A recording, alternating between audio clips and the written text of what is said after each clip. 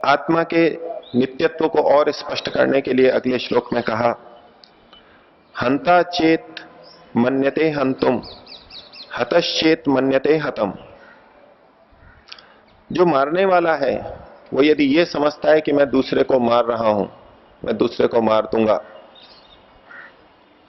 और हतश्चेत मन्यते हतम, और जो मर रहा है वो ये सोचे कि मैं भी मर रहा हूं, मेरी आत्मा मर रही है, तो मारने वाला और मरने वाला ये दोनों यदि सोचते हैं कि मैं मर जाऊंगा और मैं इसको मार दूंगा, तो कहा उभौ तौ न विजानीतः, ये दोनों ही ठीक प्रकार से जानते नहीं हैं, इनको ठीक प्रकार से बोध नहीं है।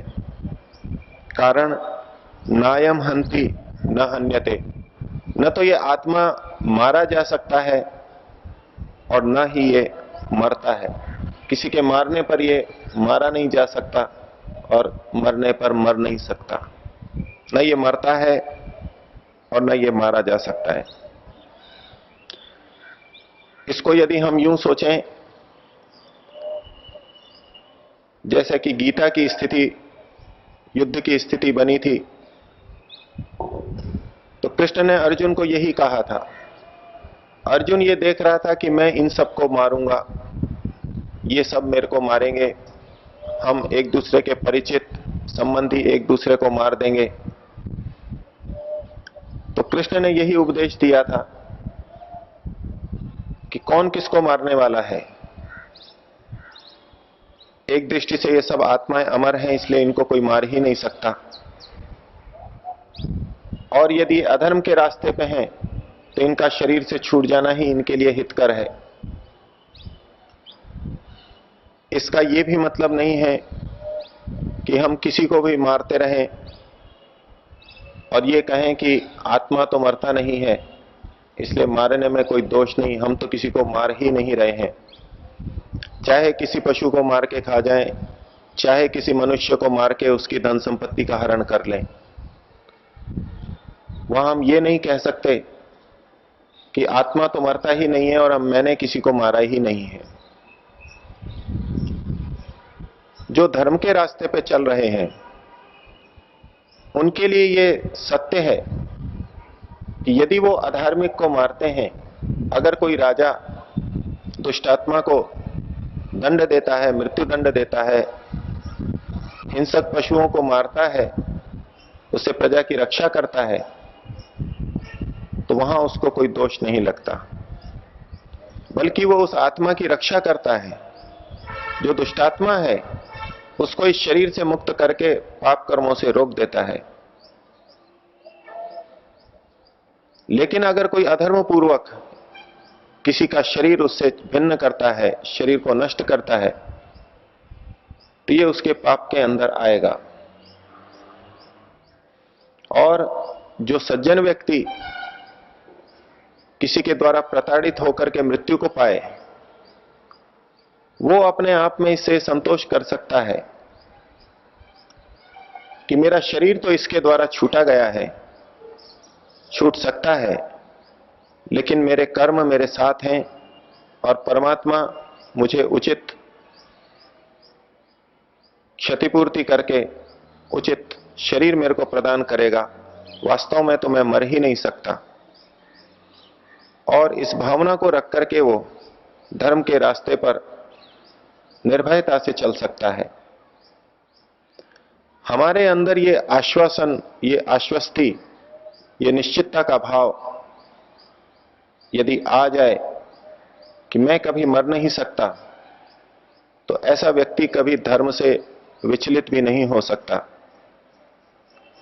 जितना जितना हमारे अंदर धर्म के प्रति विचलन है, धर्म से हम पृथक हो जाते हैं, उतना उतना ही हमें समझ लेना चाहिए कि अभी हम आत्मा की अमरता को कम समझे हैं।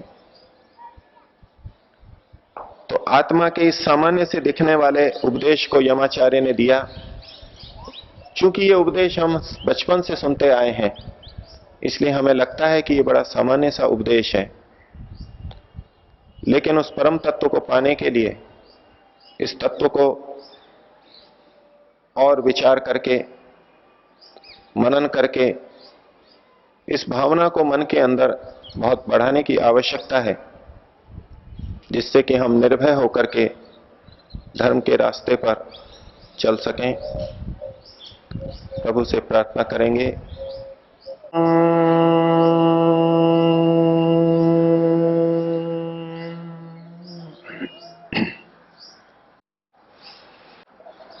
कठोपनिषद में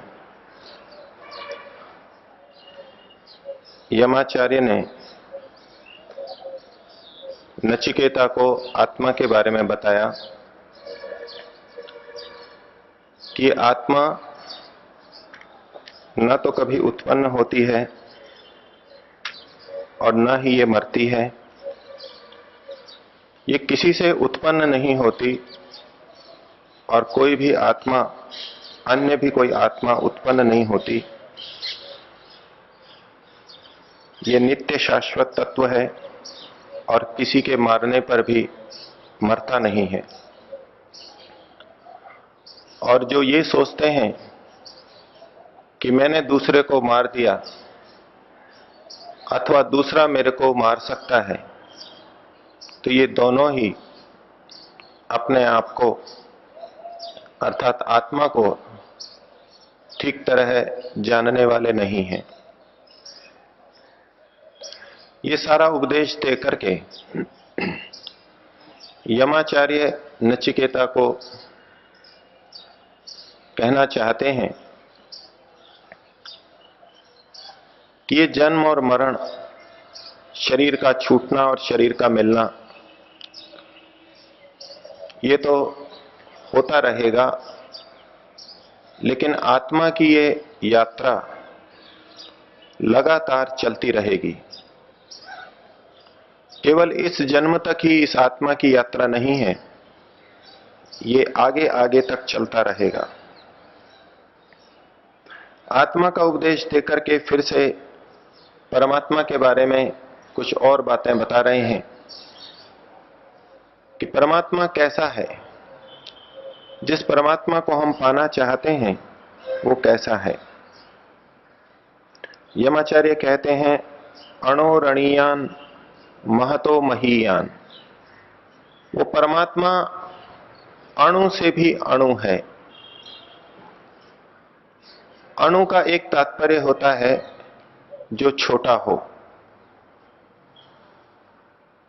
परमात्मा छोटे से भी छोटा है, अर्थात इस संसार में जो भी सबसे छोटी चीज है उससे भी अधिक छोटा है। और महतो महीयान, वो बड़े से भी बड़ा है। संसार में जो सबसे बड़ी वस्तु है उससे भी बड़ा है। ये परस्पर विरोधाभासी बातें लगती हैं कि परमात्मा कैसे अणु से भी अणु है और कैसे महत से भी महत है। जो छोटे से भी छोटा है वो बड़े से बड़ा नहीं हो सकता, और जो बड़े से भी बड़ा है वो छोटे से छोटा नहीं हो सकता। तो यहां पर अणोरणीयान, इसका तात्पर्य इस रूप में है कि परमात्मा सूक्ष्म से भी सूक्ष्म है। जो छोटा होता है वो दूसरी स्थूल वस्तु के अंदर आ सकता है और वो सूक्ष्म वस्तु ही होगी। परमात्मा सूक्ष्मता की दृष्टि से सबसे अधिक सूक्ष्म है। प्रकृति के अंदर सत्वरज तम, ये तीन तत्व सबसे सूक्ष्म हैं। आत्मा सत्वरज तम से भी सूक्ष्म है और परमात्मा आत्मा से भी अधिक सूक्ष्म है, अर्थात वो आत्मा के अंदर भी रह सकता है, आत्मा के अंदर भी विद्यमान है। नचिकेता को यमाचार्य ये बोध कराना चाह रहे हैं कि परमपिता परमात्मा तुम्हारे अंदर विद्यमान है।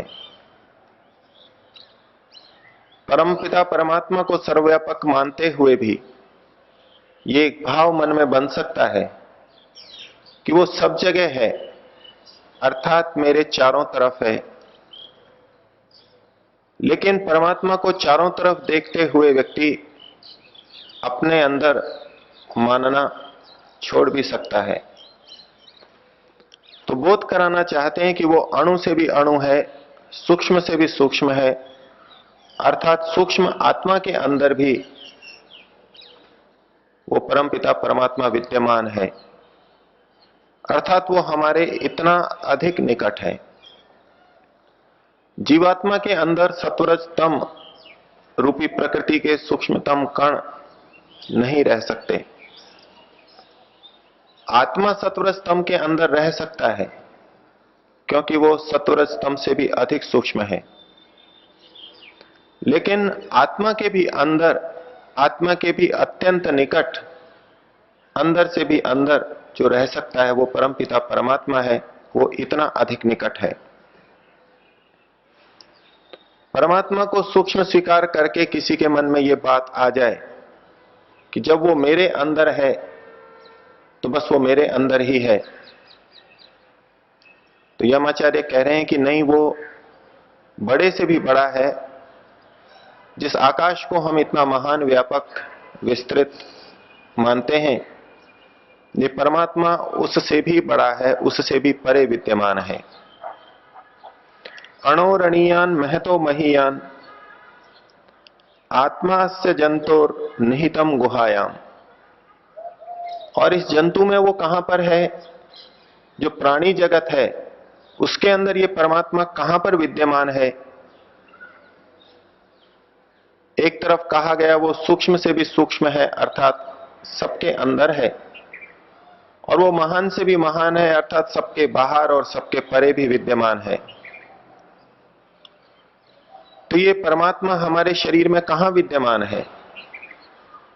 हमारे शरीर के अंदर सब जगह विद्यमान है। परमात्मा के सब जगह विद्यमान होते हुए भी यमाचार्य नचिकेता को कह रहे हैं, आत्मा से जंतोर निहितो गुहायाम। इस जंतु की उस गुहा के अंदर ये निहित है। ये अणु से भी अणु और महत से भी महत जो तत्व है, ये जीव की गुहा के अंदर विद्यमान है। उपनिषद रहस्यवादी हैं, वो रहस्यात्मक ढंग से बात को कहना चाहते हैं। जब परमपिता परमात्मा सर्वव्यापक है तो उसको क्यों जीव की गुहा के अंदर विद्यमान कहा जा रहा है? अगर परमात्मा को गुहा के अंदर विद्यमान माना जाए तो फिर यह मानना होगा कि वो और कहीं विद्यमान नहीं है। तो ऋषियों ने इसके तात्पर्य को हम सबके लिए कृपा करके बताया है।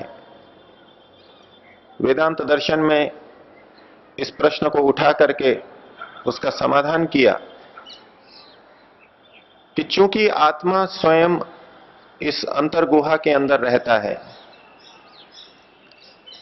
वक्षस्थल के अंदर हृदय के पास में जो गर्त है, छिद्र है, जो गड्ढा सा भाग है, उस गुहा के अंदर वो परमात्मा रहता है।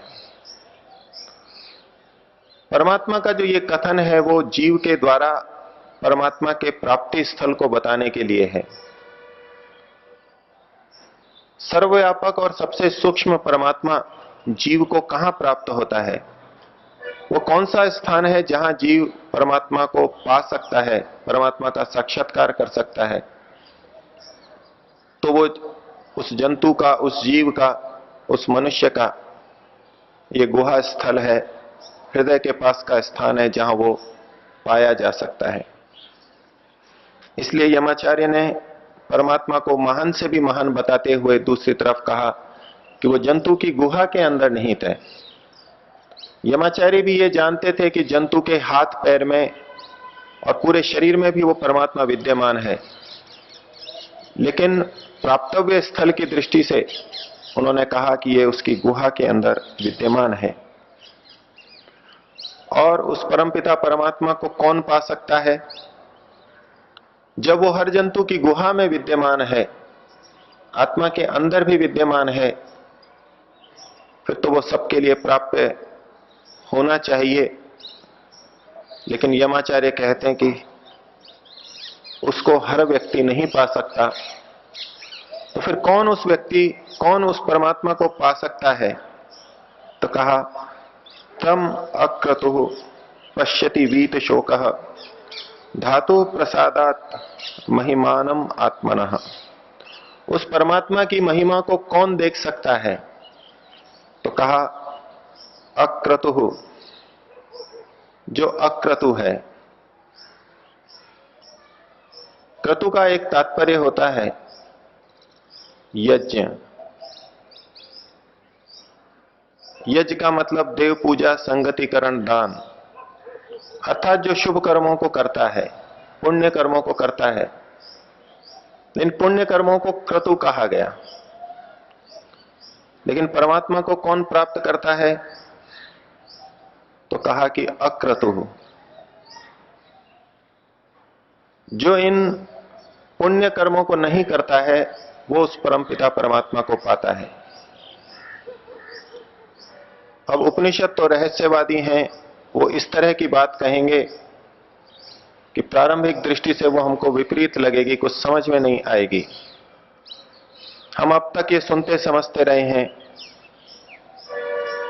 कि जो बुरे कर्म करता है वो परमात्मा को नहीं प्राप्त कर सकता, और परमात्मा को पाने के लिए हमें पुण्य कर्म, धर्मानुष्ठान करना होगा। लेकिन उपनिषद कहता है अक्रतुः तम पश्यति, जो इन पुण्य कर्मों को नहीं करता वह उस परमपिता परमात्मा को पाता है। उपनिषदकार का क्या तात्पर्य है?